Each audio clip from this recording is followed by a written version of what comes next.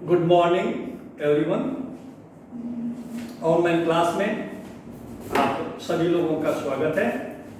मैं सीके झा। आज social science के अंतर्गत सिविक्स का जो पहला लेसन है, सत्ता की साझेदारी, उस पर चर्चा करेंगे। सबसे पहले हम लोग देखें कि सत्ता की साझेदारी होता क्या है। तो सत्ता का साझेदारी का अर्थ होता है शासन में हिस्सा। शासन के जितने सारे इकाई हैं, चाहे वो कार्यपालिका हो, विधायिका हो, न्यायपालिका हो, प्रशासनिक हो, हर तरह में हर लोगों को हिस्सा मिलना चाहिए। होता क्या है, प्रजातांत्रिक शासन प्रणाली में हर एक नागरिक को समान अधिकार दिया गया है। उस समान अधिकार का प्रयोग तब तक नहीं हो सकता है सही अर्थ में, जब सारे लोगों को शासन में प्रवेश नहीं मिलेगा, सारे लोगों को अवसर नहीं मिलेगा। क्योंकि हम सारे लोग जानते हैं कि दुनिया के जितने सारे राष्ट्र हैं, एक समान समाज का स्वरूप नहीं है। समाज का स्वरूप बहुआयामी होता है। भाषा के आधार पर, धर्म के आधार पर या अन्य सांस्कृतिक पहचान के आधार पर समाज भिन्न भिन्न ग्रुपों में बटा रहता है। तो समाज में जिसकी संख्या अधिक होती है, जिसे हम बहुसंख्यक कहते हैं, वे प्रयास करते हैं कि जितने सारे अवसर हैं, सुविधाएं हैं, वे अपने में उसे ग्रहण कर लें।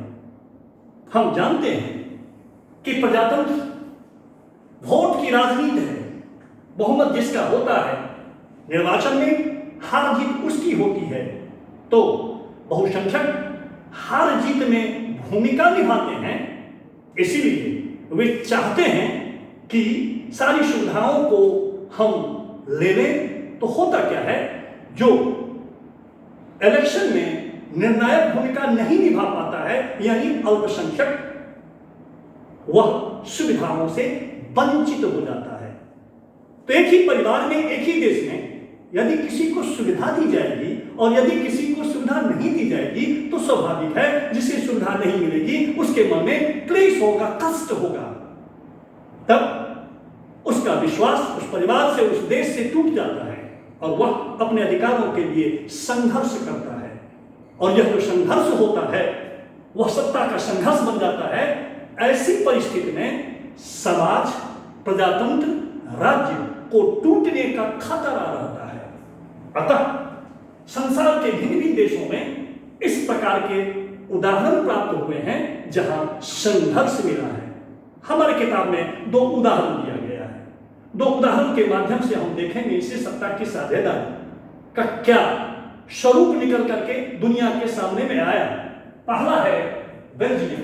यूरोप का एक छोटा सा देश है जिसमें 59% डच भाषा भाषी रहते हैं और 40% फ्रेंच भाषा भाषी रहते हैं। तो बहुसंख्यक हो गया आपको यहाँ डच, अल्पसंख्यक है फ्रेंच भाषा भाषी।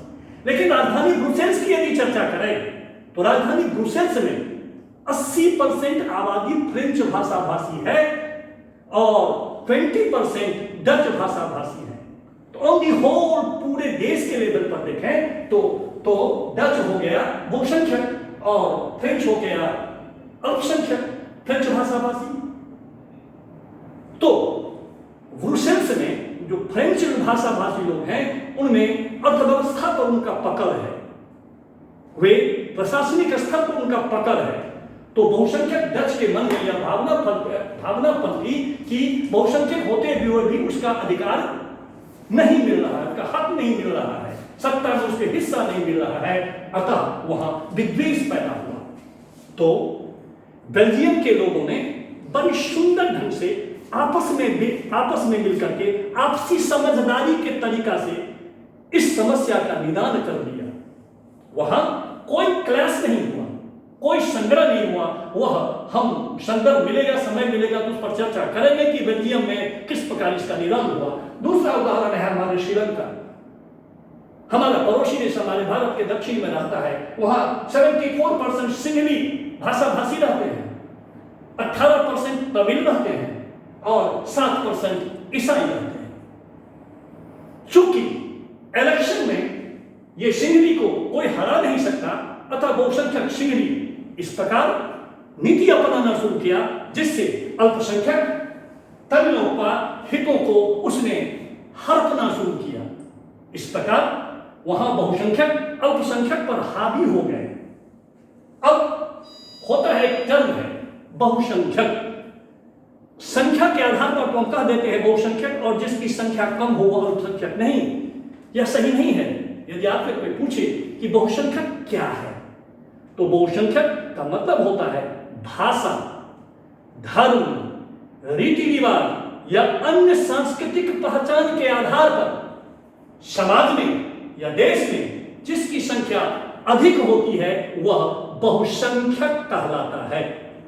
और इसी आधार पर यानी भाषा, धर्म, रीति रिवाज या अन्य सांस्कृतिक आधार पर तुलनात्मक दृष्टिकोण से बहुसंख्यक की तुलना में जिसकी संख्या कम होती है वह अल्पसंख्यक कहलाता है।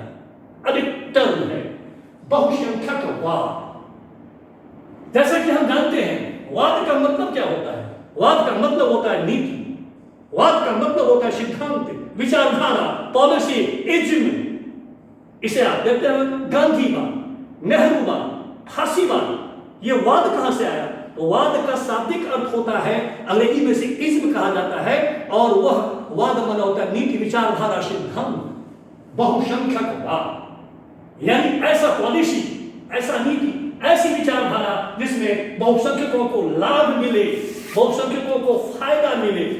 श्रीलंका में सिंहलियों ने इसी पैटर्न को अपनाया, इसी तरीकों को अपनाया और वहां कुछ ऐसे उपाय किए जिससे बहुसंख्यकों को लाभ मिलना शुरू हुआ और अल्पसंख्यकों के मन में क्षोभ पैदा हुआ। और इसी तरह उसने क्या किया? बहुसंख्यकवाद हम कैसे समझेंगे? तो सरकारी नौकरी में सिंहलियों को वरीयता दी गई। सिंहली भाषा जो है एकमात्र को राजभाषा घोषित किया गया। बौद्ध धर्म, चूंकि सिंहली बौद्ध धर्मावलंबी है, उसको संरक्षण दिया गया और तमिलों को या ईसाइयों को वरीयता नहीं दी गई। इस प्रकार सिंहली सारी सुविधाओं को हड़प लिया, सारे अवसर को हड़प लिया और अल्पसंख्यकों को उसमें कोई लाभ नहीं मिला। परिणाम हुआ कि श्रीलंका में अल्पसंख्यक तमिलों ने वहां संघर्ष शुरू किया, हक मांगा, सुविधा मांगा और नहीं मिली तो सशस्त्र आंदोलन, सशस्त्र संघर्ष हुआ, जिससे श्रीलंका में शुरू हुआ होम वार, जिसे सिविल वार कहते हैं, गृह युद्ध। गृह युद्ध, ये गृह युद्ध क्या होता है? गृह युद्ध एक ऐसा परिस्थिति है जो समाज में निवास करने वाले भिन्न भिन्न ग्रुप जो रहते हैं, चाहे वह धर्म के आधार पर ग्रुप हो, चाहे भाषा के आधार पर हो, जब आपस में उनके हितों की टकराहट होती है तो वे आपस में भिड़ जाते हैं। भिन्न भिन्न समूहों में, दो या दो से अधिक ग्रुपों में हितों का टकराहट हो जाता है तो वह हिंसक रूप भी ग्रहण कर लेता है और उसी रूप को कहा जाता है गृह युद्ध। श्रीलंका इसका उदाहरण है। बहुसंख्यकवाद की नीति पर चलने वाला श्रीलंका की सरकार ने, सिंहली सरकार ने अपने समाज को गृह युद्ध में झोंक दिया, जिसमें हजारों लाखों तमिल मारे गए। यहां तक कि अनेक सारे सिंहली राजनेता भी उसमें हताहत हुए। हम जानते हैं कि ये गृह युद्ध क्या होता है। हमारे भूतपूर्व प्रधानमंत्री राजीव गांधी भी इसी तमिल आंदोलनकारियों का शिकार हुए थे। तो गृह युद्ध का मूल्य काफी बुरा होता है, उसकी कीमत काफी चुकानी होती है। अतः गृह युद्ध प्रजातांत्रिक देश के लिए अच्छा नहीं है। अब हम गृह युद्ध के दुष्परिणाम को न केवल समाज टूटता है बल्कि अर्थव्यवस्था प्रभावित होती है और अपने ही देश में लोग शरणार्थी बढ़ जाते हैं। संविधान से विश्वास उठ जाता है। लोग राज्य अथवा सरकार पर विश्वास करना छोड़ देते हैं।